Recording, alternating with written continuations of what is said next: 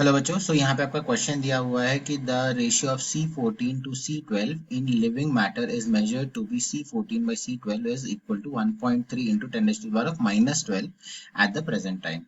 Activity of 12 gram carbon sample is 180 dk per minute dpm.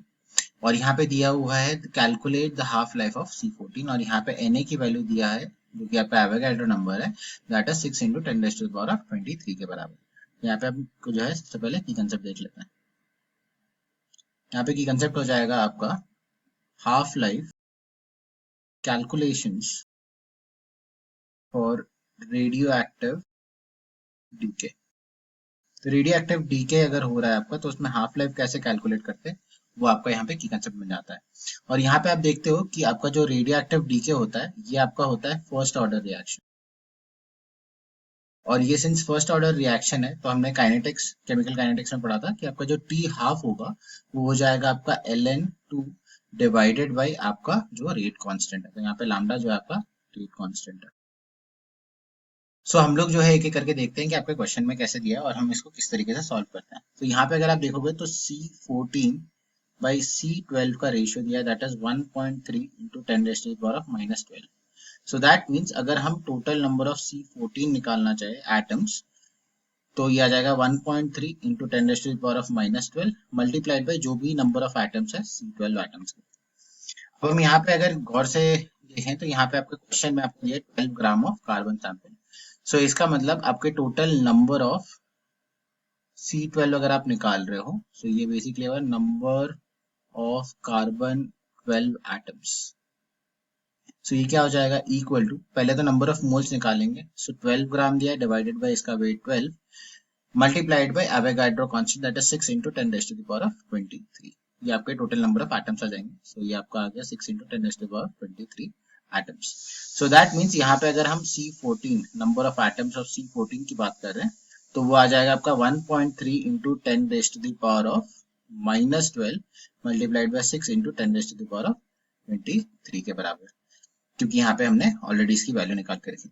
अब हम यहाँ पे आगे देखते हैं। यहाँ पे दिया है आपका एक्टिविटी, यहाँ पे दिया है 180 डीके पर मिनट। सो अगर हम बात करते हैं यहाँ पे एक्टिविटी की, सो एक्टिविटी क्या होगा आपका rate constant multiplied by total number of C14। सो यहाँ पे अगेन आपका लैम्डा क्या आपका रेट कांस्टेंट है। सो यहाँ पे आपका एक्टिविटी की वैल्यू दिया है 180 डीके पर मिनट है। अब हम इसको डीके पर सेकेंड्स में अगर हम कन्वर्ट करना चाहते हैं सो हम डिवाइडेड बाय यहाँ पे 60 कर देंगे तो ये आ जाएगा आपका इक्वल टू 3 dps के बराबर। अब यहाँ पे अगर हम देखें तो आपका नंबर ऑफ C14 ये हमें पता है तो हम यहाँ से लैम्डा निकाल सकते हैं। So lambda will be equal to 3 divided by आपका यहाँ पे आएगा 1.3 into 6 into 10 raised to the power of, यहाँ पे आपका है 23 और यहाँ पे है आपका ये 12, तो ये आ जाएगा आपके 11 के बराबर।